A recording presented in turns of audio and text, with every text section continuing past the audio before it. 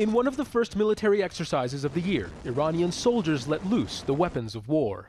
The same young men playing war games now may someday be fighting on front lines far from home. And experts worry Israel might be the enemy. Hostility between the two countries is no secret. Since the early days of the Syrian war 8 years ago, Israeli forces have targeted Iranian allies of the government in Damascus.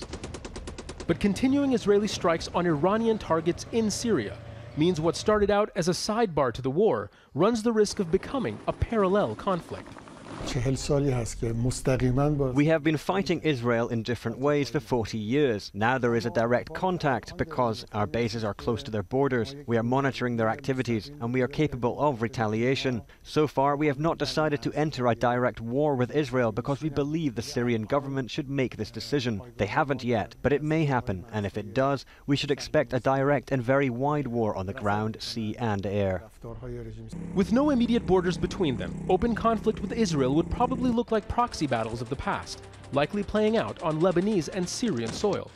Experts say strikes on each other's cities is also a possibility, but the most dangerous escalation would come from the involvement of Israel's staunchest ally and Iran's staunchest enemy, the United States. If that were to happen, many experts warn the conflict could become global. There is perhaps no clearer sign of the distrust between Iran and Israel than this monument to their mutual animosity.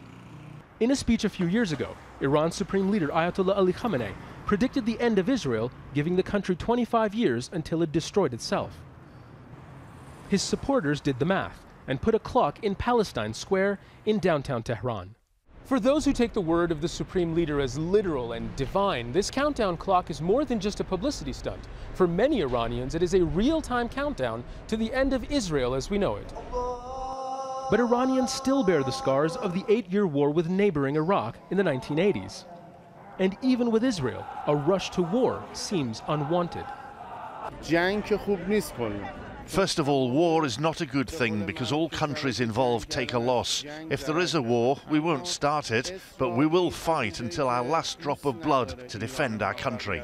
Iran won't go for war. Iran is just defending itself. We don't say war will never happen every moment we expect it, but we will defend ourselves and we will surely win. Better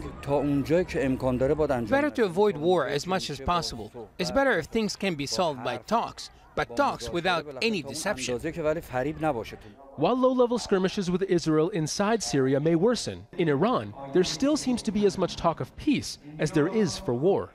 Despite open hostility towards Israel for now, most people don't appear to want another large-scale conflict.